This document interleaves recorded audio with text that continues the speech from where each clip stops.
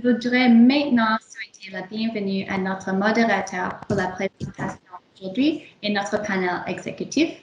Kara Beckles is the Director General of Data Integrity at the Privy Council Office. Over to you, Kara. Thank you, Martha. Thanks very much. So for those of you who don't know me, my name is Kara Beckles. I'm the Director General of Data Integration with the Results and Delivery Unit at PCO. And I'm very excited about this session coming up. My unit has a lot of experience bringing together a wide range of data from COVID-related programs being delivered right across the government of Canada. We bring together the data to inform the Prime Minister and other senior decision makers. And there's an apparent wide divergence in how different government entities are collecting, storing, and using the data collected during the delivery of not just COVID programs, but really all of our government programs. But I think COVID has really brought this to the light.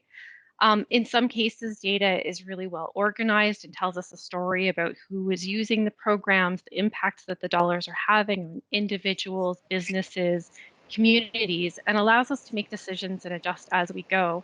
And other times we struggle to answer some of the simplest of questions. Our data limitations can sometimes limit the options that we have available to us in how we deliver those programs. So also understanding the big picture can be a challenge. With all of those differences taking place, the interoperability of the data can be quite different. And we can't tell the big picture story across sectors, across communities, about how these programs are being used and how effective they are for different people in all cases.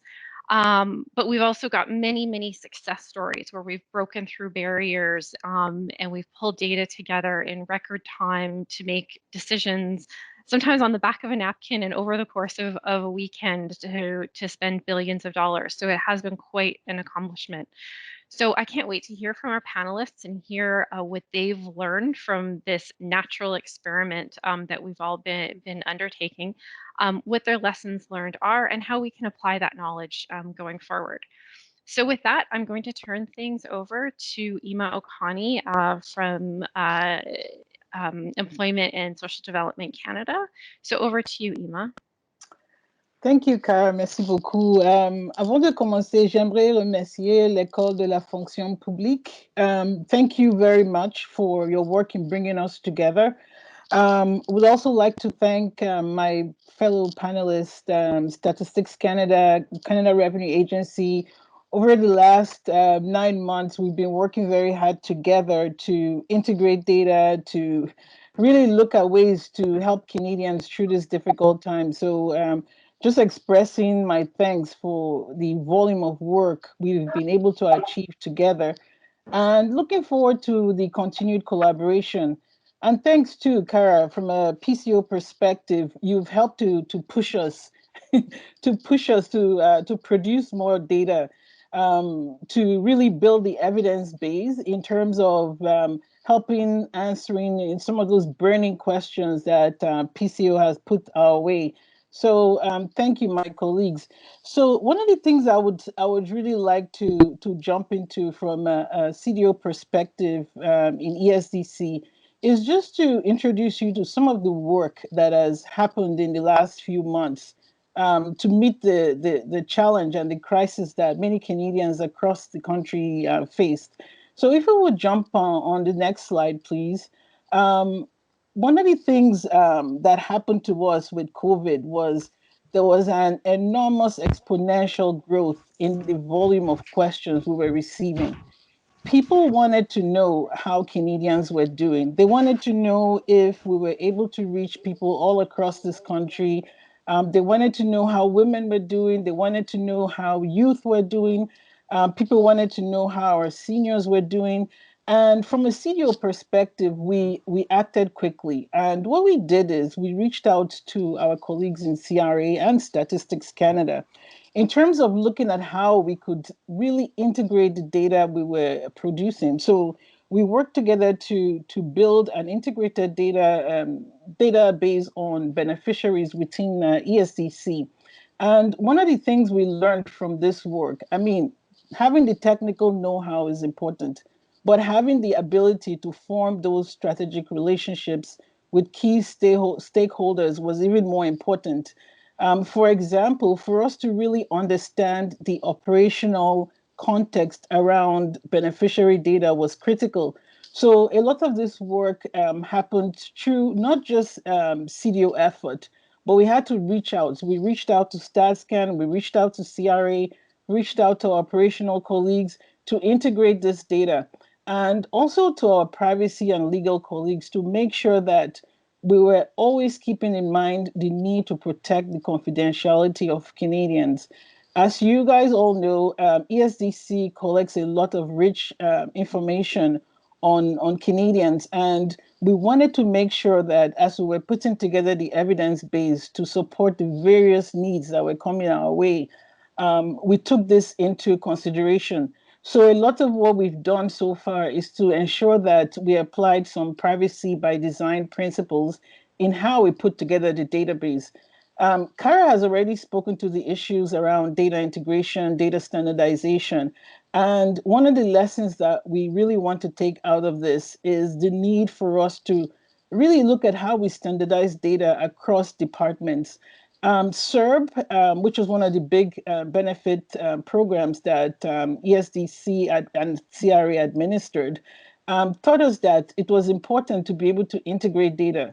It's important to issue the checks on time, but it was important for us to report on outcomes. And one of the challenges that we faced was ensuring that the data was consistent, was of high quality, and was able to support policy design as things changed in a very quick manner. So going forward in terms of the ESDC context, one of the things that we're looking at is how this can really feed into our transformation. As we look at transformation, as we look at digitization, as we look at shifting to digital transformation, the question I think for all of us who are going through transformation is, how do we make sure that data is embedded and strongly positioned when we talk about digital and interoperability? Next slide, please. Another critical issue that came our way was that people wanted to know what communities were facing. So, for example, we have different communities all across this country. We have racialized groups, we have vulnerable groups, and we were getting questions in terms of disaggregated data, in terms of how people were doing. And we could not immediately answer this question, as you know, because we do not collect data on race. We also do not collect a lot of disaggregated data on vulnerable groups, Indigenous Canadians, and other groups. So one of the challenges we had was to find a way to come up with a way of measuring this. And this is where our Statistics Canada colleagues came in very handy. We've worked closely with them. We've worked with the CRA to look at sharing some of the beneficiary data with StatScan. And what this will enable us is to be able to really look at some of the impacts COVID-19 had on some populations, and then look at how in future we can design policy that captures some of these needs and the impacts that we saw. The challenge with this is that we're looking, it's like a historical look to the past. So in terms of future, one of the things we would like to do is embed this thinking into our transformation. How can you make policy just in time using current data, using active data when you're in the middle of a crisis? And I know we will speak more to this as we continue the conversation, but this is just a taste of some of what the Chief Data Office within ESDC has been working through, and looking forward to continuing the conversation on this. Passing it back to you, Kara. Thank you very much, Emma. I think we probably will get into many more of those questions as this discussion continues today. Next, I will turn it over to Jean-François Ruel, Director General at the Canada Revenue Agency, for his presentation. Bonjour et merci beaucoup. Je crois que je vais devoir aussi faire mention de la collaboration qui s'est faite entre les différents départements. C'est intéressant de voir à quel point les données opérationnelles versus les données statistiques ont eu un impact important dans le travail qu'on a fait dernièrement. Et par données opérationnelles, c'est qu'on nous a demandé de rapidement mettre des données sur les différents réseaux. Et on ne pouvait pas se permettre d'attendre et de travailler sur la qualité des données au même sens que Statistique Canada peut le faire. Donc, on a permis d'informer les Canadiens d'être transparents, mais en étant conscient qu'il y avait certaines limites aux données. Tout ça pour dire que je vais commencer avec la présentation. So, I'll just go very quickly about COVID, the new environment, and its impact a little bit on the agency. But so we are tax agency, and we our job is about collecting tax, but our mandate kind of shifted, or was there was complemented, I would say, with the new COVID measures that we had to put in place. So the CRB, the queues, and all those other measures, we had to kind of move very quickly to be able to put those in place. That was our reality over the summer. And we had to also create some internal reporting. So we called them dashboards, but the tableaux de bord organisationnel. So we were able to present some, like very quickly, some cuts of the data and say, oh, decision makers, here's what it looks like. And we were able to move that way. We had also, to work in our build or play and use our networks with different other departments. And Ima mentioned it a little bit. Maybe the most potent or the most relevant example is the CERB, which was managed between ESDC and CRA. So we each had our little portion. So it required a lot of coordination and ensuring that we knew what the other was doing, so that there was no duplication, but there was also alignment of our objectives.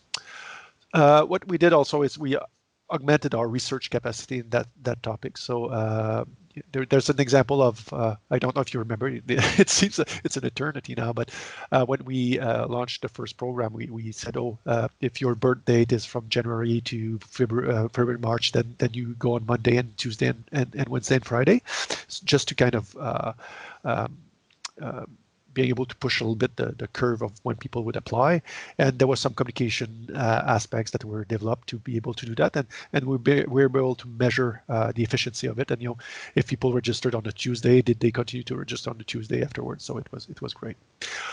So I'll very quickly, because I wanted to leave room for the questions, but I'll just speak to people, process, technology, the kind of the big three teams that are always there when we move forward. So, des défis au niveau des employés, comme tout le monde, j'imagine, dans les différents ministères, c'est qu'on avait une capacité réduite. Et ça nous a pris un petit peu de temps avant de pouvoir permettre aux gens d'avoir accès à leurs outils informatiques. Beaucoup de gens, entre autres dans ma shop, parce que c'est des gens qui travaillent sur les données, avaient besoin d'ordinateurs plus puissants, donc ils n'avaient pas nécessairement des laptops, donc il a fallu travailler là-dessus. Il y a eu la work-life balance, bien sûr, la balance vie versus le travail, et puis la communication. Au début, on n'avait pas, par exemple, MS Teams, donc c'était un peu plus compliqué, mais c'est une réalité qu'on avait tous à vivre. Ce qui nous a aidé, par contre, c'est on avait des employés qui ont été flexibles au niveau des heures, au niveau de la façon de travailler aussi. Puis, on a aussi déplacé des gens, donc des gens qui se retrouvaient à avoir une charge de travail réduite à cause que les priorités avaient été changées, ils pouvaient être déplacés, puis travailler avec d'autres où leur charge de travail avait augmenté. Donc, il y a eu une flexibilité aussi au niveau du mouvement des effectifs. Second team, technology. So I'll just say on this one, what helped us, the first is the challenges, but interoperability, integration, data integration, and the fact that the type of questions that were asked were not necessarily the type of questions we had data for. All of those were kind of in play. Even the throughput, like at first we could only work in the morning and not in the afternoon, and vice versa, depending on which region we were in the Canada, because we're a pan-Canadian organization. But what we had is we had made investment in creating a kind of a hub of data for BI and analytics, which helped us like kind of it centralized our capacity to be able to do the analysis, and I can speak to that a little later on in terms of the Q's and A's, but it created we call it a data lake, but it's really a governed environment for access to data to do analytics, and it allowed us to move very quickly and being able to do analysis when the new data sets came in for SERB, for Qs, for all of those things. And the last piece is the process. Donc, au niveau des processus, thème 3. I don't know if we can turn the page.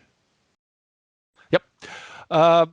So our traditional way of getting approval was very staged and very like we would mailbox type of thing, and then you wait. And so we had to re-engineer some of our process to be able to deliver more quickly, which was good. It kind of shook the box a little bit and say, okay, what is needed and how can we kind of minimize the steps.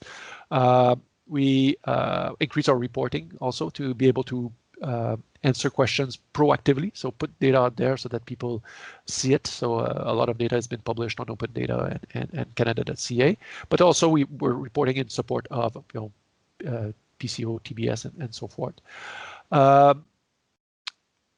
We had also a business continuity plan, so we've embedded that, and maybe that's the thing that I want to mention here is that the role of the Chief Data Officer for the governance and oversight was key. Just to give you a sense, data was deemed like data provision in terms of was deemed an essential activity for our agency. So when we went to COVID, we streamlined only to the essential activities that the agency needed to do, and data provision was data provision for for decision makers was deemed an essential activities, and it was the first time before, like in the other cycles, it was never identified as critically as such. So it just shows how important those things are. So I think that covers in terms of it. Let's just go to leçon apprise. Yeah, coordination was key. The aspect of having access to a new environment for us, like a kind of a data lake, was great in terms of moving quickly on some of that reporting components. We like those relationships between the different departments were key also in terms of ensuring alignment and being able to report to Canadians what was going on. So that's it for me.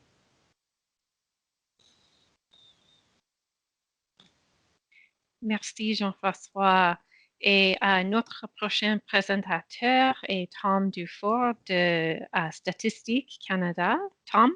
Bonjour, merci Kara. Merci premièrement à l'École de la fonction publique de m'avoir invité aujourd'hui. Puis c'est un vrai plaisir, surtout avec Ima, Jean-François et Kara aussi, qui ont été des collègues très importants pour nous au cours des derniers 10 mois. Je suis Tom Dufour, je suis le directeur général de la gestion stratégique des données à Statistique Canada. Just to give a little bit of context, my branch includes the Center for Statistical and Data Standards. It includes the Office on Privacy Management, the Statistical Geomatics Center, and the newly created Office of the CDO at StatsCan. So you can see this branch provides a lot of the key infrastructures and stewardship services across our agency. It doesn't need to be said again, but clearly the response to COVID has been data-driven, and it really has demonstrated the value and the use of data for Canadians. It shed a light on many statistical challenges, I would say, not only for Statistics Canada, but that we've all faced over the last stretch. It certainly highlighted the broader need for high-quality statistical information and a strategy to address sort of nationwide health issues, economic issues, and socioeconomic inequalities as well, or inequities. The pandemic made us change as an organization, and we really had to adapt as a result.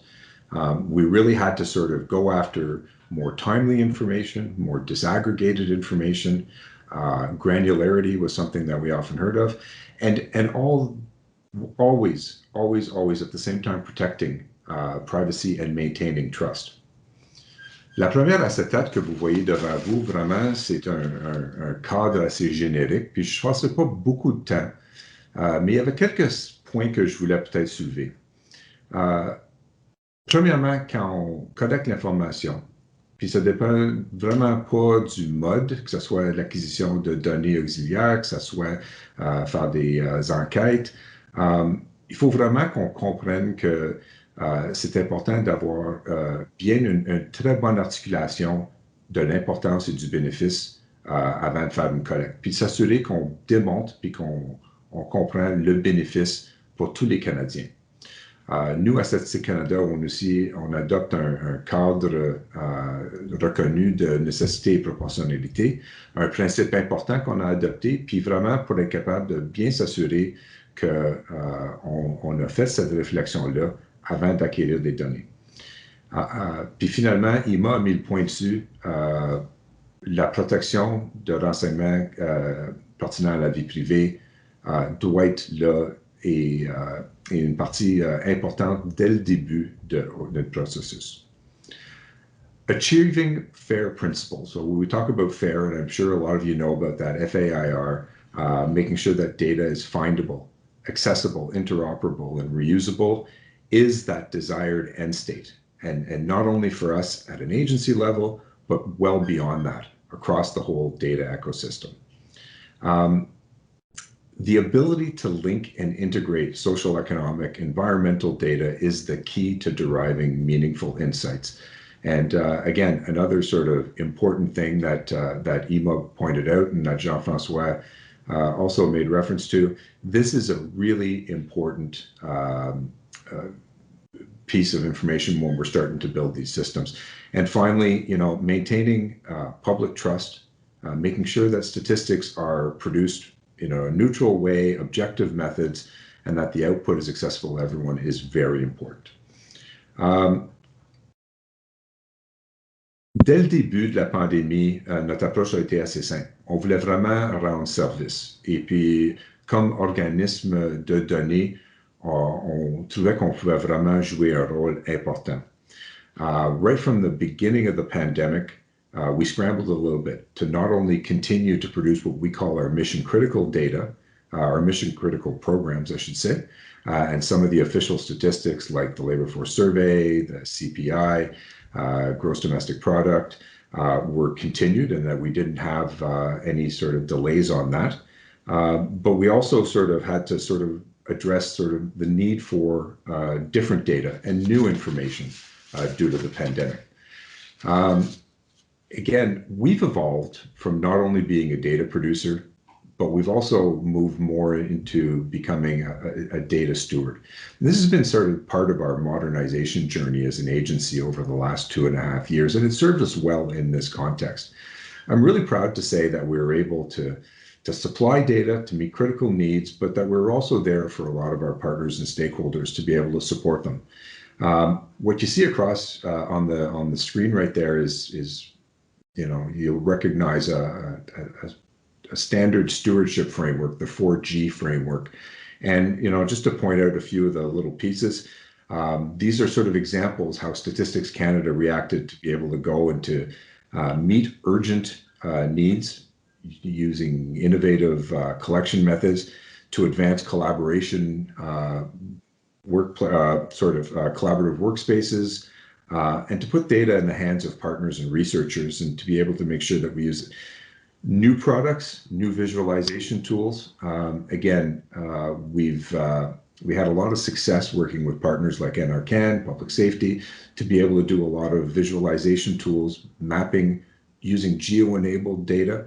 One of our first big challenges was to be able to put geo-enabled health data and other socioeconomic data in a way that could be used by epidemiologists at FAC. So again, these products were sort of moved forward very quickly to meet some of these urgent needs. The final slide is a little bit of an example, if you will, something a little bit more concrete of a strategic partnership and the work that we did on the PPE front. So it really started with a need to track the supplies of personal protective equipment for the country.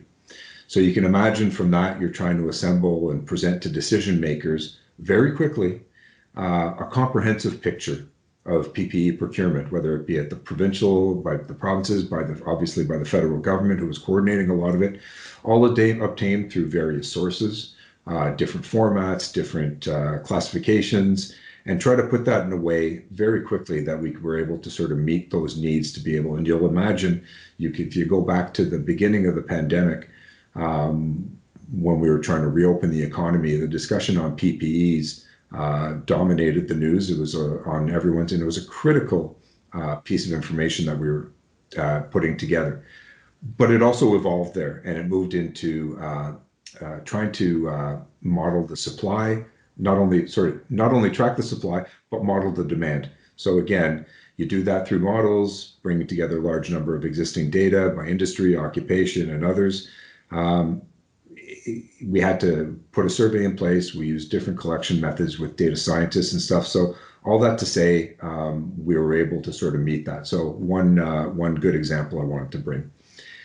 Et je pense que c'est pour le moment tout ce que je voulais dire. Alors, je te retourne la parole, Kara. Merci. Thank you very much, Tom. I can definitely see the importance of your example around PPE, and as time continues, I'm sure the next challenge will be around vaccine delivery and tracking data and information around that. We can see questions on that already coming our way. So thank you to all of the presenters for your speedy presentations. I'm sure you could have all taken you twice or three times the amount of time. But what we're going to do now is we're going to launch into a few questions and a bit of a discussion. But I encourage all the participants to, if you look at the meeting chat, there is a link to WooClap. So if you have questions, please place them there, and we'll get to your questions very shortly.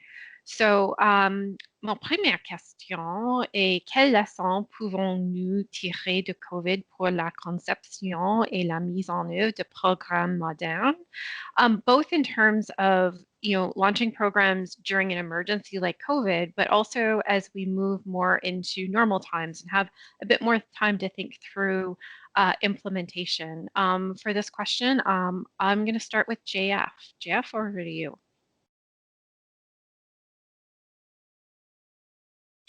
Yeah, there's always a little bit of a lag between the time that you want to talk and the time you really talk. So thank you so much.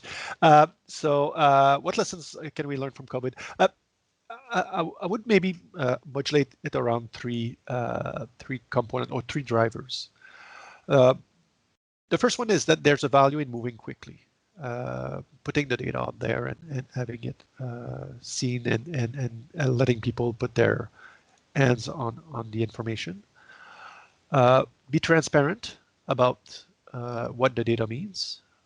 Moving it quickly means sometimes that you have to do compromise, and all that aspect of communication. So I'll very, very briefly speak to all of them. And that is, and Ima and Tom also mentioned it, is all of this is done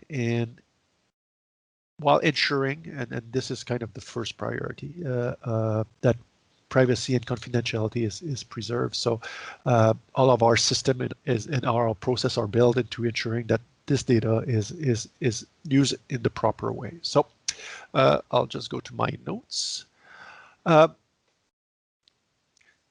What we realized very quickly is that, and I mentioned it earlier, and I think Ima also, is that,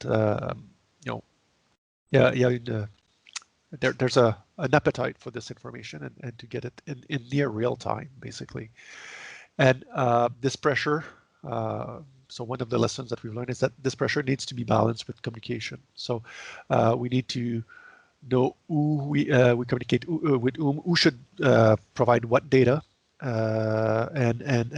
but be responsive. Because as soon as we started providing data, if we were not responsive enough, people would knock on other doors and try to get the data. So it was kind of that coordination, and that having that central hub helped a lot. And what helped is getting that information public very quickly. And this is where I want to maybe do a little bit of a nuance. And we're data people all on this call, so maybe it's easier for us to have that discussion. But the operational data is different than the statistical data. So what we're as an agency, what we're putting out is, this is the data as of today, and it will change tomorrow, and it will change the day after. And that's what I meant by being transparent and communicating the risk around the data. So if someone takes a snapshot of the data but reports a month after that, the data will be stale. While Statistics Canada takes more time to review the data and create a more statistical sense. So our data won't always align as we move forward. So this is one of the challenges, that as we move forward, we want to make sure that if there's difference, that we can explain them. But the appetite for data and going out there, it's a risk that we wouldn't have taken before, but now we did, and I'm glad we did. It means that the information is out there more quickly with the proper caveat around them. The delivery also is kind of a key component. We did deploy in stages, and I don't want to get technical, but there was waves of development on the IT side as we were producing the data. So what we've learned is that agile aspect was instrumental in us being able to deliver some of those. And they're not in my domain. They're not in the area that I work. But you've seen, from a government perspective, being able to deploy solutions around the benefits for the entire Canadian population was quite a challenge. And from a technological point of view, also it was something that we've learned through and lessons that we'll build into future release. So that's what I had to say. Merci, JF. So, Ima, Tom, want to give you also a chance to pipe in here. Let's start with Ima. Yeah, I just want to jump in on what Jean-François said about the operational context. One of the things we found with dealing with some of the questions we're getting around COVID is that context is key. Context is so important. Because there were decisions being made that impacted Canadians, like as we spoke, like even tweaking the benefit programs required them to look at the data and do some policy analysis around the data. So looking at the differences between operational data versus the more integrated massage data was key. The other thing I wanted to point out that we dealt with was the issue around legislation, privacy, regulation, and how that became a barrier for us to be transparent to Canadians. We would get requests for data, and we had challenges sharing some of this data with the provinces and territories just because of the way our legislation is written. So the challenge for us, I mean, all of us in the data world, is how do we really drive transparency through data if we're not fixing the issues with our legislation? On the surface, we were all collaborating really well. CRA, I mean, Jean-François was like the excellent CDO partner anybody could dream of. But the challenge is that the ITA Act stopped us in doing some of the work we needed to do in terms of data sharing and being more open and transparent to the public. The other thing I learned from this was that in terms of the CDO rule, I think having a CDO in a lot of the line operational departments is extremely, extremely important.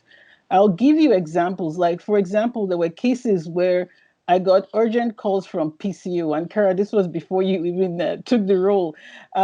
Urgent calls, and Jean-François, I was giving him calls at 7 o'clock, 8 o'clock, clarifying the context around the data. So we were able to send some of this data to PCO. So having that person, that you can reach out to who understands the context we were working in was extremely important. The operational context is important too, but having somebody who could understand the language around data and could provide me with the required caveats to respond, I think is very important. And moving forward, if we could feed some of these lessons to other organizations and other departments that are still struggling in putting together the CDO rule, I think there's a lot we can really bring to that conversation around some of the concrete lessons that we have learned with dealing with COVID. The other thing I wanted to really emphasize on is the importance of partnerships. I've spoken about collaboration, but partnerships, co-creation is extremely important. And some of the work that we're doing with Statistics Canada in terms of leveraging data in a more strategic co-creation type of relationship, I would say is a game changer, because within ESDC, we're a department of over 20,000 people. And you have people who have the policy context, the operational context, the program context, and the challenge is bringing everybody together so that we're able to leverage data. And some of what we did immediately was bringing in our policy program and operational experts to sit down and have conversations with StatsCan and the Chief Data Office.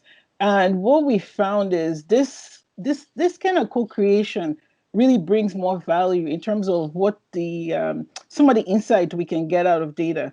So, I mean, I could speak for hours about this, but I know we don't have much time, so I'll pass it back to you, Kara.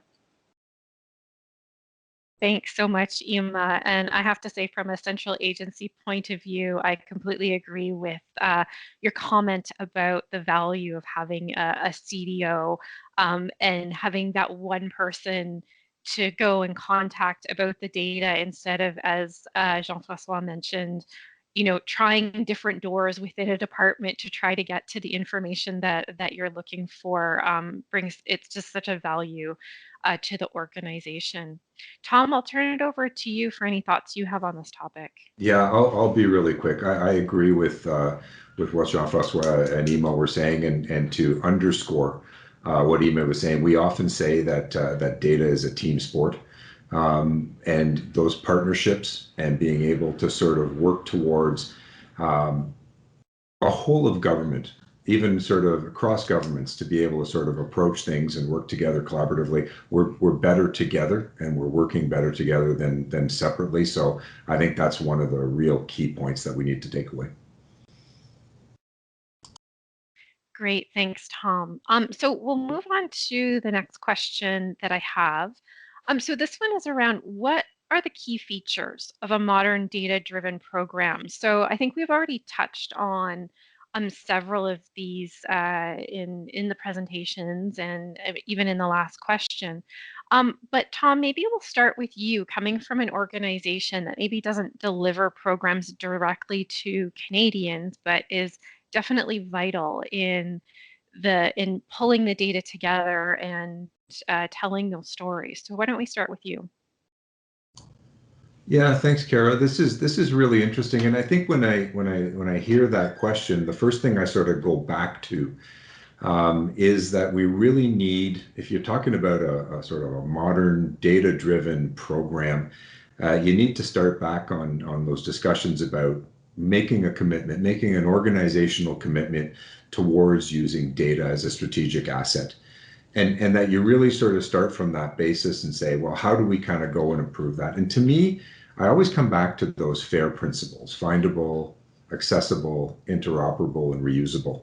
And I think sort of you get to that state, right, where if you don't know what's out there, if you can't access it, you don't know what it means. It's in various, using different classifications and other, you're not going to be able to get what you need out of that to be able to take full advantage. So I think, that commitment to move towards that, and again, an alignment with standards and open standards where possible, to be able to sort of get that real robust metadata to really understand what you're talking about and what you're using. We're all moving towards digital, making sure we move maybe towards modern digital to be able to sort of, right from the beginning. And the importance of stuff like data cataloging and other things like that, where you can really be able to sort of get to that ability to sort of use that data more importantly.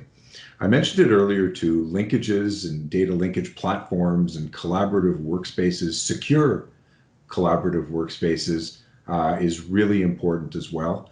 And as one of the things we've seen, visualization and dissemination tools and really being able to use, again, I think we've gone really forward with a lot of the sort of geospatial work that's been done. And when you present this to data users, that a picture is worth 1,000 words kind of pops up, and the importance of being able to do that. And now, whether it be for for the looking at COVID cases, whether it be to look at infrastructure investments, whatever it is. But when you can overlay that into understanding a little bit more deeply through visualizations, I think that's important. And finally, you know, I have to say, you got to use the right frameworks. You got to make sure you've got a data quality framework that guides your work. The legislative framework Ima referred to, and Jean-Francois, we all know well. We need to make sure we respect those, but we also need to find ways to work together. So that's what I would say as an opening statement on that question. Ima, do you have anything that you'd like to add to Tom's remarks here? I mean, I really liked what Tom said about standards. We have to find a way to solve the standard problem within the government of Canada. We're all collecting, many of us collect the same data in so many different formats, in so many different ways.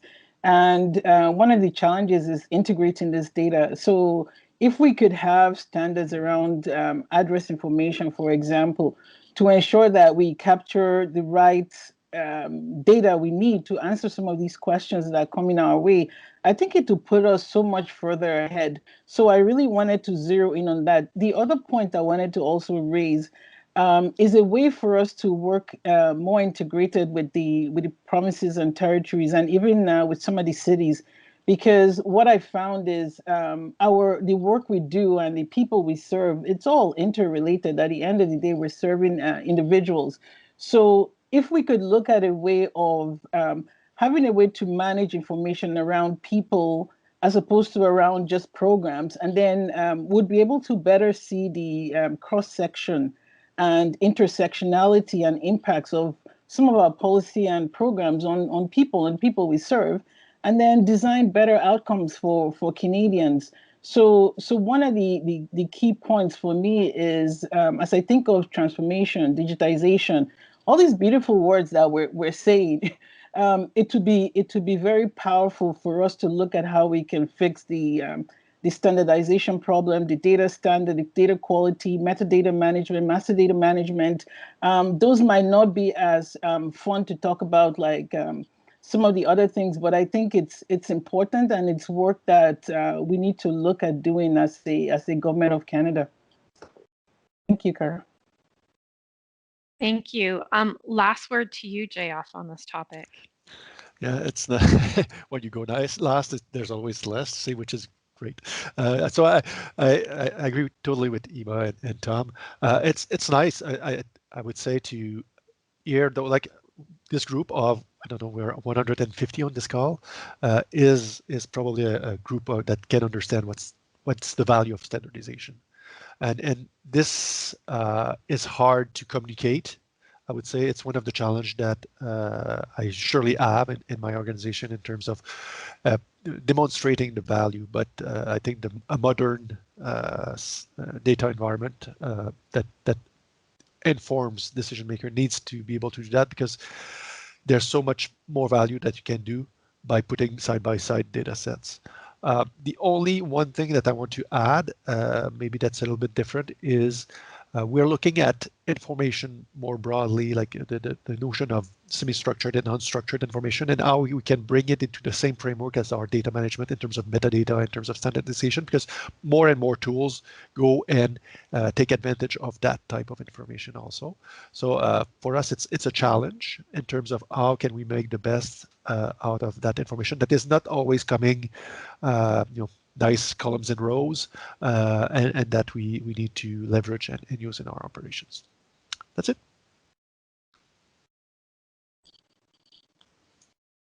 You're on mute. Thank you. All right, so I have more questions, but I don't want to run out of time for questions from those of you who are listening in. Yeah. Maybe I just forgot to push one point, is that standardization is something for all of us. So everyone that's on the call, like you need to be at the table and to talk, because if in the end we end up with somewhere where it doesn't fit the needs, we need to have that discussion. And Kara's and DG data lead is one of the forum where we meet and talk about those things. So be engaged and participate. Like for me, it's I always get some new aspect that I need to think of when I go to those meetings. Sorry, thanks. No, I don't think standardization can be stressed enough in terms of making the best use of the data that's collected right across the government. So maybe we'll turn to, I think that we're going to pop up on the screen some of the questions that have come through the WooClap. There we go. Excellent. Okay. So we'll go through these, and feel free, any of our panelists, to jump in, whoever wants to answer first. But let's start at the top. When designing, what steps can be minimized or eliminated for the purpose of rapidly responding? So this was one of my questions as well, is that, we've delivered COVID programs really quickly, in some cases, from thinking of what had to go out to actual implementation happening in mere days or weeks. So who would like to respond to this question first? I can I can put an angle, but I think I've mentioned this already, so I apologize if I repeat. But one of the steps that we had, I'll talk about the public release of information. So the release, for example, on Canada.ca. We had a program for that. So every year we would publish data, and it would be sanitized, analyzed, DQA'd, like data quality assessments for like to make sure that the data that we would push out was nickel, and that year over year you could do comparison because it was always the same cutoff date. Now what we've been asked to do is extract the data and put it out there and renew it very quickly. So it means that it's the balance between quality and timeliness. So it shortcutted some of the data quality assurance that we would do typically before we publish on the website. And then we balance that by putting caveats at the bottom and saying, okay, this data is subject to change. Come back next week and you'll see how much it has moved. But this is one of the aspects that communication helps us palliate for some of aspects of some of that DQA that we would do initially that we are not necessarily able to do in a timely fashion to be able to respond to the demand for data. I sort of add something here, Kara. Again, Jean-François puts up a great point, and when you talk about fit for use and what you're looking at. So I don't know that I would actually I twist this a little bit and say, sometimes it's a matter of using more modern methods and to be able to maybe change your collection method. So to give you an example, when Statistics Canada builds the GDP, the quarterly GDP official statistic, well, that usually comes out 60 days after the reference period. When you need to know in the context of COVID what's going on today, 60 days is past the reference period is a little bit different. So then that's when you've got to sort of say, okay, there's got to be a different way for me to get something meaningful now. So whether it be, we've talked about flash estimates to be able to provide something. So, built with partial data sources, maybe some modeling in there to be able to get to something. So I think it's not as much, I would say, minimized or eliminated. I would say just using more modern methods and maybe different collection methods. And I agree with you, with Tom, because I think the challenges we're very reactive. It's more being more intentional about how we're doing data collection, how we're doing policy design, how we I think it's more around the how than as opposed to eliminating things. Because, okay, look at privacy, for example. If we could formulate a better way of having privacy by design, that will eliminate the need for us to go through a lot of cumbersome steps like consulting with legal, consulting with privacy, consulting with 5 different people with 5 different briefing notes before we can publish data. So I think part of it is being more intentional at the beginning. Like when we're even thinking about program design, when we're thinking about policy making, when we're thinking about digitization, transformation, we should be having these conversations now as opposed to when there's a crisis and then we're reacting. Because the challenge is that when you're reacting, what happens is you try to cut corners or get stuff done really quickly. And as we know, we have the famous audits that come back, and hindsight is always 2020. So I think part of it is us being more intentional in how we look at data collection, breaking down some of the silos, like the silos when we're not in a crisis situation. It would be good for us to have conversations with StatsCan, other departments, with the PTs, when we're not forced to, so that all this makes us save time when there's a crisis. And I think this is one of the big lessons coming out of with COVID-19, in terms of forming those relationships, building the processes upfront, as opposed to waiting for something to happen and then being forced into that situation. Thank you. Thank you. I think this next question sort of touches on what you were just talking about, Ima. Est-ce que la collaboration avec d'autres ministères et organismes est plus facile ces jours-ci? We know that with things having to happen quickly, sometimes some of those natural silos have been broken down. But Ima, given your remarks just now, maybe we'll start with you. No, yes, I would. I mean, I would talk to JF even if there was no crisis, but I would say that the crisis forced the regular conversation. It also forced the need to really look at how we could get PTs the data they needed. It forced the need for me to really scan what's going on with the city in terms of some of the data collection. But what we're trying to do within the Chief Data Office of ESDC is to have a more intentional roadmap with Statistics Canada in terms of how we collaborate and build these strategic partnerships going forward. So I'm very lucky to have a really good liaison in StatsCan in terms of how we work. So we're building a format where we'll be doing a lot of co-creation, and this will feed some of our collaboration in the future. And then in terms of partnerships with researchers, right now we're looking at some of the work the CRDCN does in terms of how can we work with researchers in terms of being more proactive in terms of policy making. So I think one of the big lessons coming out of this is we just need to be more intentional and proactive around how we do policy design, how we do data collection, so that we're ready for the next crisis. Thank you. JF, something to add?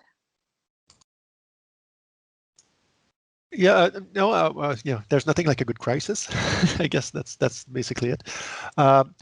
It forced us to look at ways to prioritize demands also, because we by, let's say, discussing with Tom or discussing with Ima and others around government, there was the appetite for data was so big that it kind of brokered that discussion. It forced us to have those discussions and create that network of kind of emergency need on data and being able to respond. So naturally that has taken place. And we were very quick to bring people in that we needed in terms of the expertise, from a legal perspective, from a privacy perspective, from even an expertise on the subject matter expert. For us, it's tax data, so tax experts, to make sure that the data is well protected and that we follow all the rules. But to the extent that we can, we make it available in a format that allows for our partners to be able to use it and leverage it and make decision out of it. So we had to be a bit we had to be nimble in that way, and do more of things that we were doing on an ad hoc basis became more of our core business to a certain extent in terms of that relationship with others. Tom, anything else? Maybe just really quickly, I think it is easier now. I think it is better, and I think there's still room to improve. There's still sort of silos and issues, but I think we're doing better. Great. So I really like this next question. Do you look for help from expert advice in public health to be able to interpret data. And in my mind, this isn't just public health, but I think it's expert advice on any kind of a data. And I know from personal experience in preparing stock takes for the Prime Minister, where we're pulling in data from departments all over the GC. We always like to take our visualizations back to those departments and make sure, is the story we're telling actually accurate? Have we interpreted and understood the data properly? So Tom, maybe we'll go to you first. I mean, StatsCan's business is collecting data, so I'm sure you've got some good examples for us. Sorry about that. Yeah, absolutely. And in fact, it all comes down to partnership and being able to support and have roles. As it's interesting, this one, because I was surprised when we started. I didn't know that Statistics Canada had 10 epidemiologists on staff. I knew that we had a lot of experts in our health analysis division and stuff like that.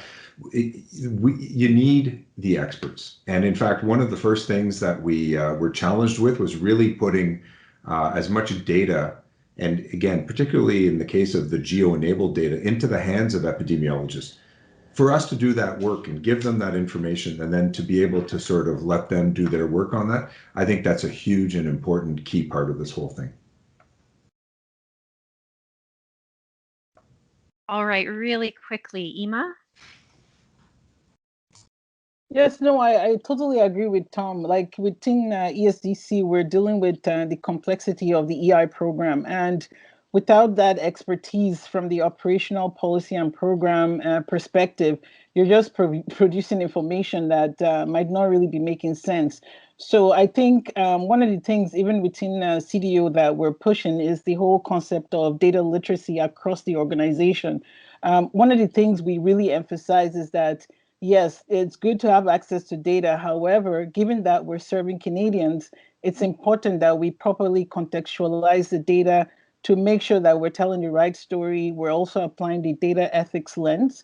So, I mean, bringing in the professionals, the expertise that you need to be able to tell the right story at the right time, I think is extremely important. And it's one of the lessons that came out for all of us as we looked at the newspapers and saw contradicting information around COVID and the numbers. So, I mean, big lessons learned there.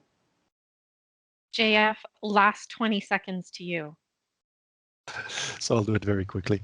I'll just mention that, for example, the expertise that ESDC had was key. We spent a bunch of the back and forth in terms of creating notes at the bottom of our tables.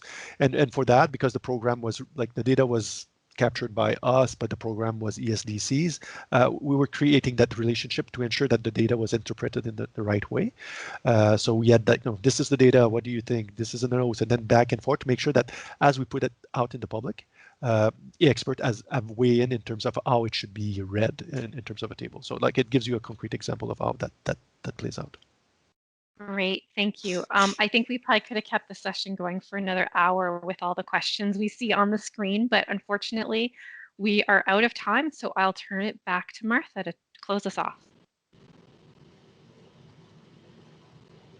Thank you so much. And I just, I'm so grateful to you all for being here today. And someone just reminded me, if we were in person right now, there would be a round of applause. So on behalf of myself, the GC data community, and people online, just know that there's a virtual round of applause for all of you for joining us today. I'd also like to note that in terms of, there's so much more that we can discuss, and IRCC, CSPS are working so hard to put together this year's 5th annual data conference that's coming up in February. So I encourage everyone online to have a look at the CSPS events page. Registration is available now, and it's going to bring these types of discussions to another level as well. So please check that out on our events page, and thank you so much for joining us today, and wishing you all a safe and happy holiday. Thank you.